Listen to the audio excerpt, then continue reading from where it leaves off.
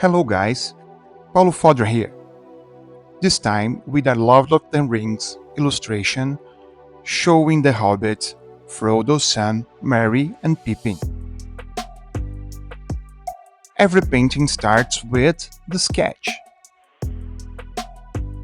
Here I focused on the composition, making sure the four hobbits felt connected and that their proportions worked well together. Having four characters instead of one definitely adds complexity. It's not just about how each one looks, but how they interact visually, how the eye moves between them. At this stage, I also like to roughly map out where the global light and the shadows will fall. It helps set the overall tone and gives me a roadmap for the rest of the painting. I know from here whether the piece will feel soft and intimate or dramatic and contrast heavy. Once the sketch feels solid, I start blocking in the base colors.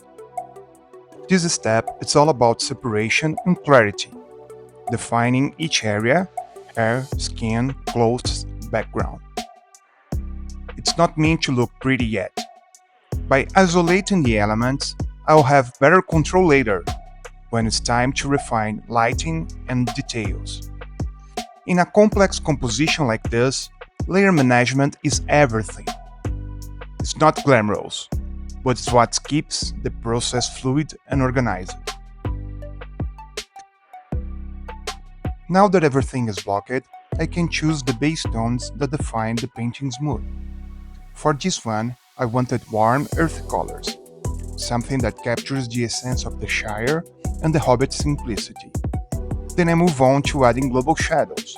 They ground the characters in the same light environment and start hinting at the form and depth of the scene. Next comes one of my favorite parts: painting the skin.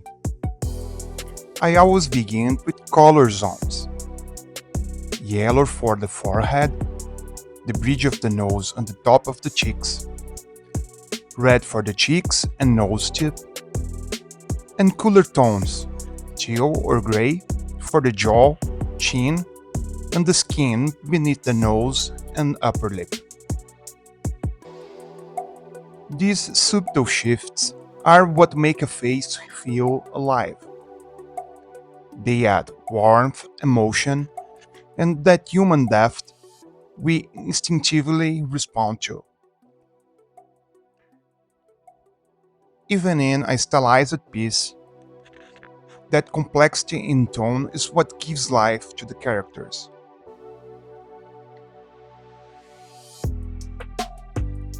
And with four hobbits, that meant four unique faces, each with its own personality shining through.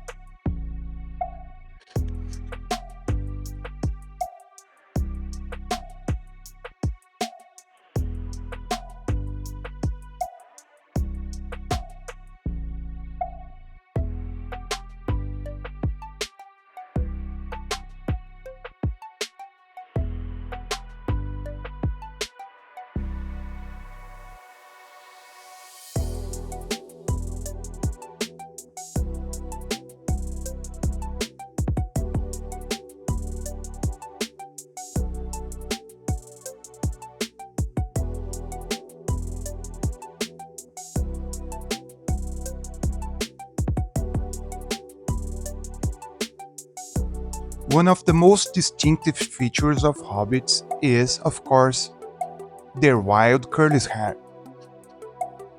I like to work on it early. It helps establish volume and depth in the composition. Using a textured brush, I layer the hair from the darkest tones to the brightest. This layering builds that sense of movement I wanted, as if the curls were gently catching light from the side. After that, I move on to their clothes, and this is usually what I call the messy middle.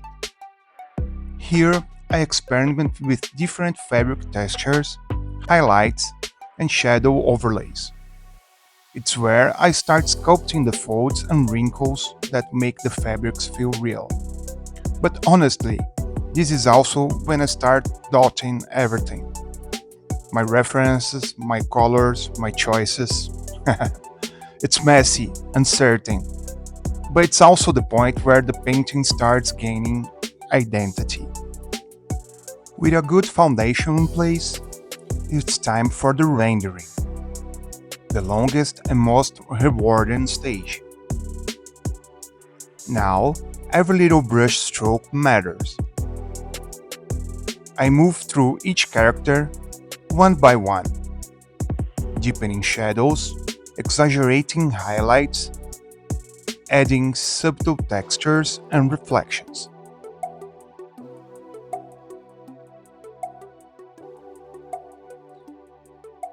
This is where contrast begins to tell the story, where the relationships between the four hobbits truly emerge. The dynamic between light and dark, warm and cool tones, starts pulling everything together. As I refine, I keep asking myself, what should stand out? What can stay subtle? I repeat this until I feel the scene is ready for its final layer, the background.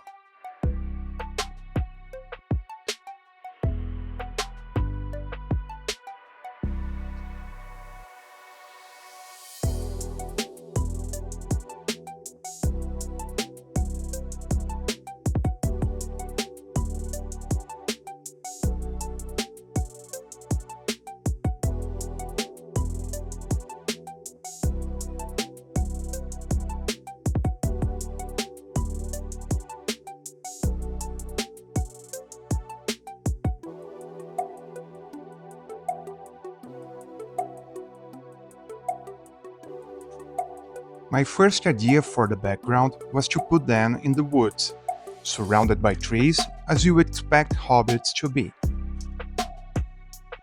But as the painting evolved, it started to feel too crowded. There wasn't enough space for the composition to breathe. So I pivoted to a simple background, textured color stains, abstract but organic. It gave the painting room to focus on what mattered, the characters. I experimented with several color combinations, brushes, and layer modes until the balance felt right, subtle but supportive. With the background done, I made a final pass over the painting, using background tones to add reflected light to the characters. It's a small touch, but it unifies everything and brings the whole piece together.